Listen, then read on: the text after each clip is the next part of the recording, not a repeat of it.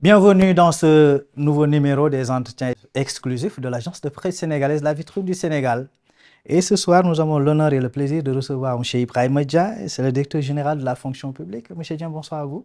Bonsoir, Michel Sow. Et merci beaucoup d'avoir eu l'amabilité de recevoir les équipes de l'agence de presse sénégalaise. Non, c'est moi qui vous remercie. Et avec vous, il sera beaucoup question de décrypter un peu l'actualité brûlante de l'heure. Et cette actualité des syndicats d'enseignants qui dénoncent des ponctions sur le salaire, si c'est le mot qui s'y est. Et que s'est-il réellement passé par rapport à cette question? Merci, Michel Sow. Je me dois de vous dire que depuis la fin du mois de février, je suis pratiquement de manière ininterrompue en contact avec les syndicats d'enseignants. Mais j'avoue que jusque-là, les choses ne me sont jamais présentées sous cette forme. Les seules fois qu'ils en ont parlé, c'était pour déplorer le fait que des enseignants qui n'ont pas été en grève aient fait l'objet de paiements de salaire incomplets. Parce que je ne veux pas utiliser le terme ponction, je considère que c'est un paiement de salaire incomplet. Et je pense que si c'est le cas, le gouvernement prendra toutes les diligences appropriées lorsque la preuve en lui sera fournie pour rétablir ces victimes dans leurs droits. Les enseignants, comme tous les autres partenaires sociaux, sont suffisamment responsables, hein, et ils savent que le salaire, qu'il soit payé à l'heure, à la journée, à la semaine, à la quinzaine ou au mois, constitue un peu la contrepartie de la prestation de travail. Donc, si la prestation n'est pas fournie, on ne saurait parler de salaire. Et sous ce rapport, je pense qu'ils ont bien perçu le message. Ils ne m'ont jamais parlé de ce problème de ponction de salaire. Donc, en lieu et place de ponction, on va dire que des salaires incomplets. Oui, pour ceux qui n'ont pas travaillé, pour ceux qui ont travaillé et qui ont été injustement payés de manière incomplète. Mais pour ceux qui ont reçu des salaires alors qu'ils ont été en grève, ce qu'il y a eu réellement, c'est un paiement du salaire au prorata des journées travaillées. Voilà. Si vous travaillez 2 jours, on vous paye 2 jours. Vous travaillez 10 jours, on vous paye 10 jours. Donc, on n'a pas besoin de... Je pense qu'il n'y a pas lieu de parler de ponction de salaire de ce point de vue-là. Mais justement, dans un contexte socio-économique assez compliqué, est-ce qu'il n'y avait pas d'autres mesures en lieu et place peut-être de... Oui, bon, disons que le droit de grève, quand même, c'est un droit fondamental consacré à la fois par les conventions internationales de l'OIT et même notre constitution et le droit interne. Mais c'est un droit également qui s'exerce dans le cadre des lois et règlements qui le régissent. Qui est bien garanti. Donc, il est garanti et encadré et il obéit également à un certain nombre d'obligations et d'exigences. Aujourd'hui que, comme je l'ai dit, les journées non travaillées, je pense qu'il n'y a pas lieu de faire l'objet de paiement. C'est vrai qu'on pouvait aller vers d'autres modalités, mais la modalité la plus appropriée ici, en ce qu'il nous semble, c'est de ne pas payer les journées travaillées. Mais je dis que le principal, ce n'est pas ce qui s'est passé. Le principal, c'est vraiment la volonté des partis à aller de l'avant sur cette question du mouvement de grève au niveau de ces secteurs sociaux-là. Les négociations avec les syndicats d'enseignants se poursuivent. Est-ce qu'il y a lieu d'être optimiste que des solutions se dessineront bientôt?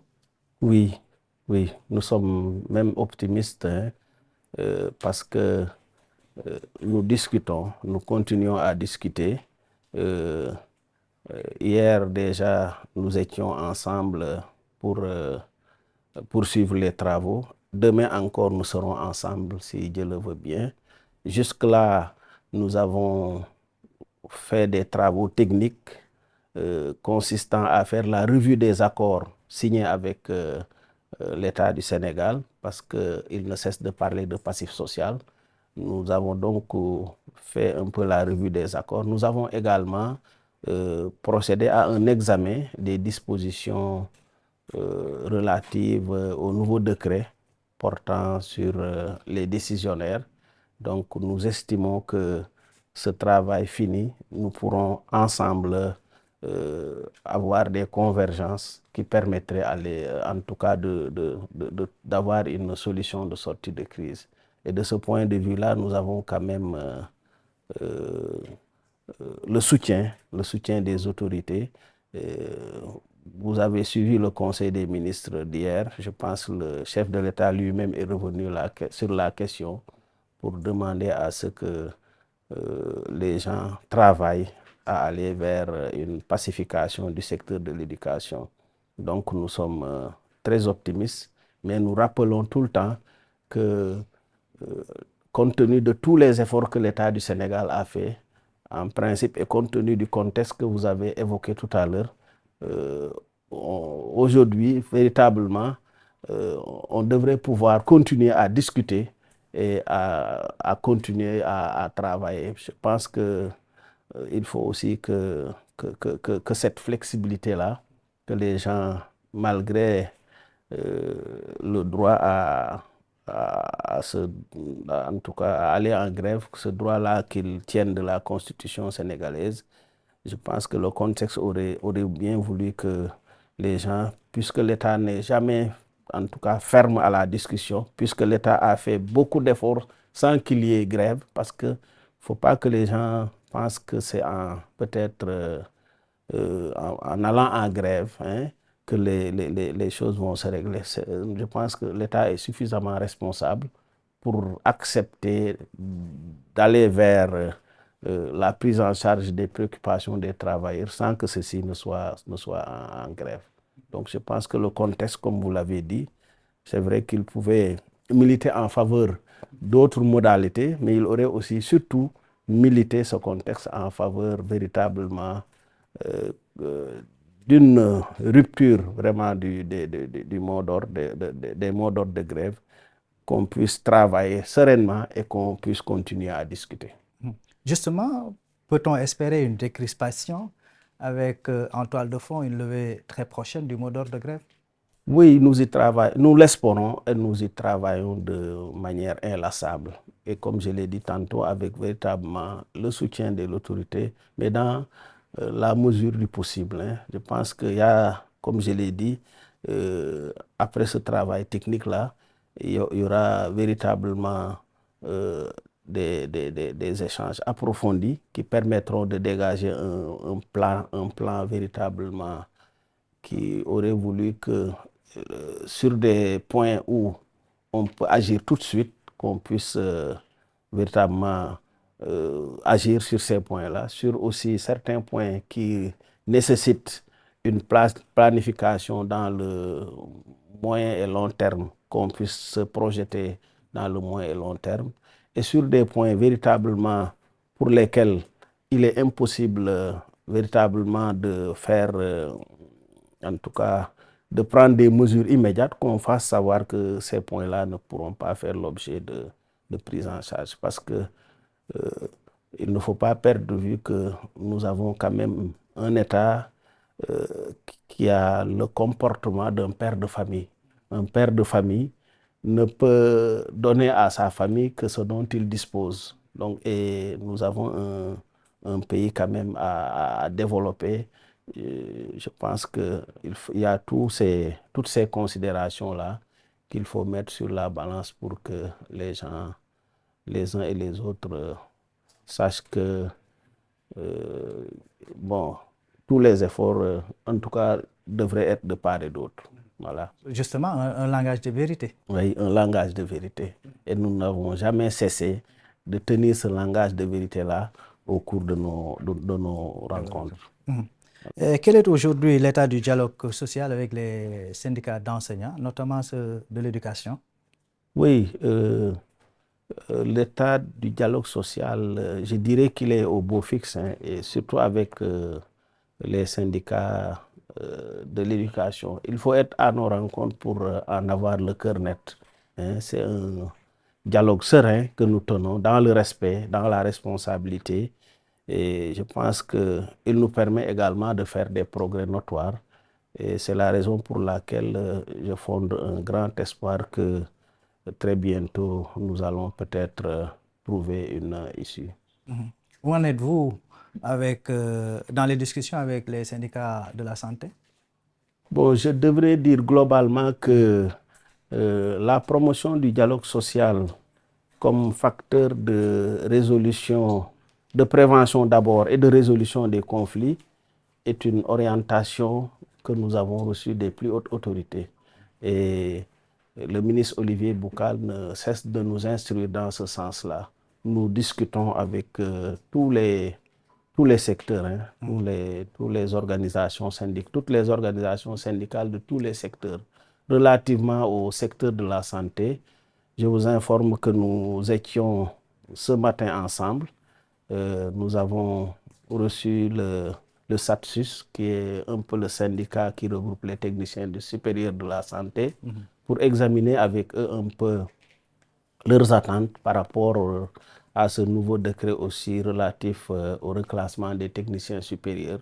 Nous avons fait, je pense, le mardi dernier, le 3, une rencontre également avec la F2S, c'est une fédération, et le SD3S, donc pour examiner aussi leur plateforme revendicative.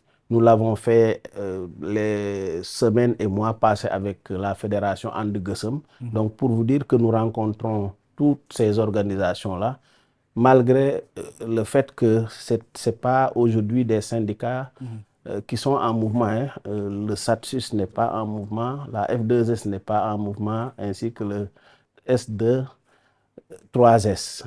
Donc, ce n'est pas des syndicats en mouvement, mais nous estimons que dans le cadre de la prévention, il est judicieux de continuer à discuter avec eux et puis voilà, pour essayer d'anticiper sur les crises. Donc, pour And Gueusseum également, c'est vrai qu'ils sont en grève, mais au moins ils observent les urgences, ils font aussi le service minimum. D'accord, nous continuons à chercher avec eux des solutions de sortie de crise.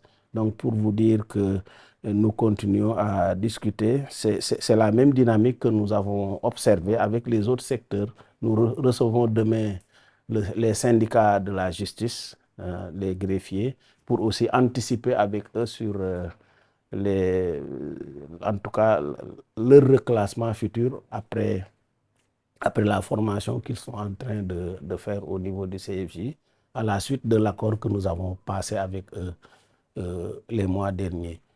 Il en est de même avec le secteur primaire que nous allons aussi recevoir le 11 mars prochain, pour vous dire que véritablement le dialogue social et les rencontres avec les syndicats sont véritablement notre quotidien.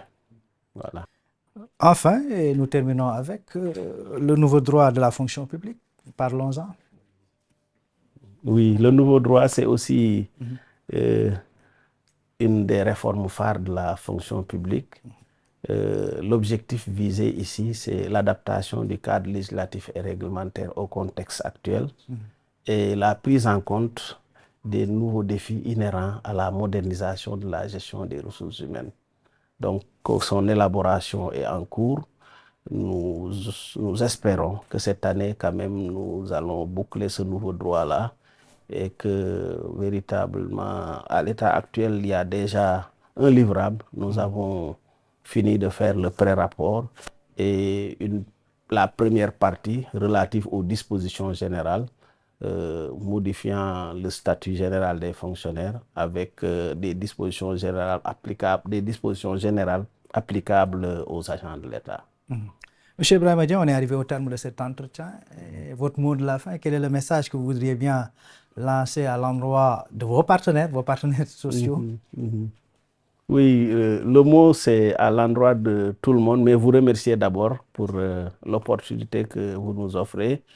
Remercier également toutes les administrations, parce que le gouvernement, quand il négocie, c'est un peu plusieurs administrations qui sont autour de la fonction publique. Remercier toutes les administrations, toutes les bonnes volontés qui se joignent au quotidien à nous pour la pacification du climat social. Remercier également nos partenaires, comme vous venez de le dire, parce que malgré tout, nos rencontres sont empreintes de cordialité, de respect, hein, d'égard. Donc, chacun jouant son rôle, hein, mais avec véritablement respect et considération. Les remercier, mais quand même leur faire un appel à l'apaisement, hein.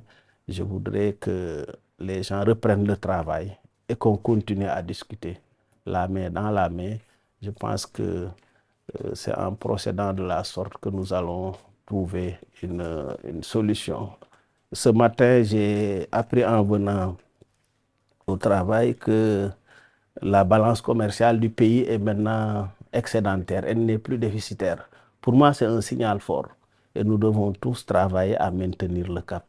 Ce cap-là qui voudrait qu'on place notre pays véritablement sur, en tout cas, une rampe de progrès. Pour cet élan, nous devons le consolider et on ne peut pas le consolider en croisant les bras, en restant à la maison. Il faut que les gens reprennent le travail. C'est des secteurs névralgiques. L'éducation, on ne peut bâtir un pays sans une bonne éducation. Donc, la santé également, je pense que je peux leur faire cet appel-là, hein, comme nous nous appelons partenaires. J'aurais bien aimé qu'ils reprennent le travail et qu'on continue à discuter. Ils savent tous toute la bonne volonté que nous avons, nous autres commis de l'administration, qui sommes tout le temps avec eux. Nous avons même l'habitude de dire que nous, on est des fonctionnaires, on fonctionne. Quoi qu'il en soit, nous allons fonctionner. Donc, je pense que eux aussi, c'est des fonctionnaires comme nous. Ensemble, donnons-nous la main dans la main et puis continuons à dialoguer, à rechercher des solutions. Merci beaucoup. C'est sur cette note d'optimisme, d'appel et d'engagement et de plaidoyer que prend fin cet entretien. Ibrahima Dieng, directeur général de la fonction publique, l'agence de presse sénégalaise vous remercie. Merci, Michel Sow. Merci vraiment. Merci beaucoup. Merci à vous aussi. On se donne rendez-vous très prochainement avec un autre invité. Merci à vous.